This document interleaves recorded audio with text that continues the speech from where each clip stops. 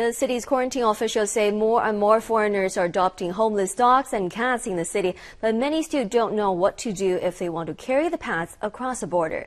Wenjing has the details. Nora Hoffman and her husband had some questions for their vet as they plan to go back to Singapore with their dog Foxy. They didn't know what they needed to do, and the vet told them they just have enough time to complete the process. We're planning to leave soon, the country, like in 6 months, also in August.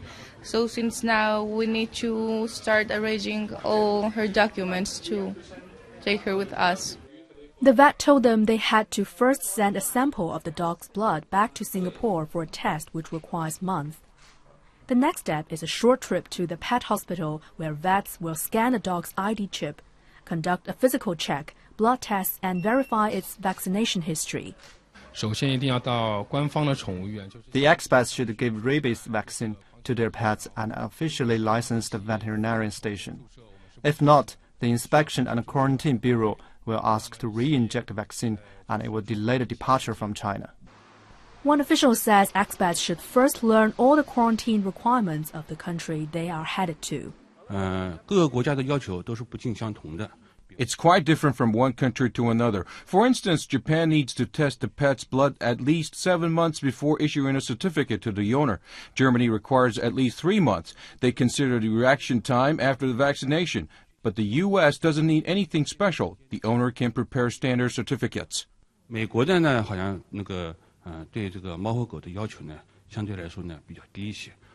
After all the tests, owners can get final approval from the Pujiang Entry-Exit Inspection and Quarantine Bureau on the bund. Pan says China has approved the process since 1996. It now only takes 10 days in Shanghai.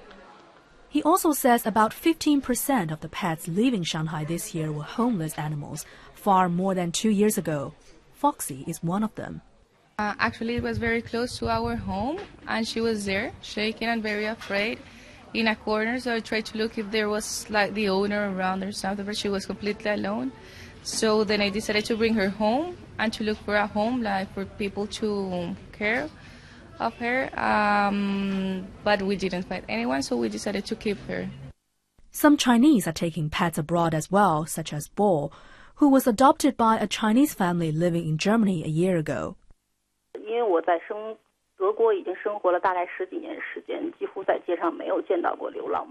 I've been living in Germany for more than 10 years.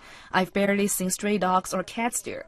So when 2 NGOs on homeless animals protection launched a project 2 years ago to find homes for some cats saved from becoming restaurant dishes, I decided immediately to bring one home. One non-governmental organization says thanks to the increasing influence of social media, the number of Europeans and Americans adopting homeless animals from its China program has doubled since 2013. We have adopted 3 cats to Germany last year, and just before Christmas we have adopted a golden retriever, a dog who is disabled, who was born deformed without one front paw, and we helped him to be rehomed to the USA. We have 3 dogs adopted to British in China and to a German girl who's currently working and living in China, but she will be returning back to Germany. Han says more locals are also adopting stray animals instead of buying them at pet shops. Wenjing, Shanghai Live.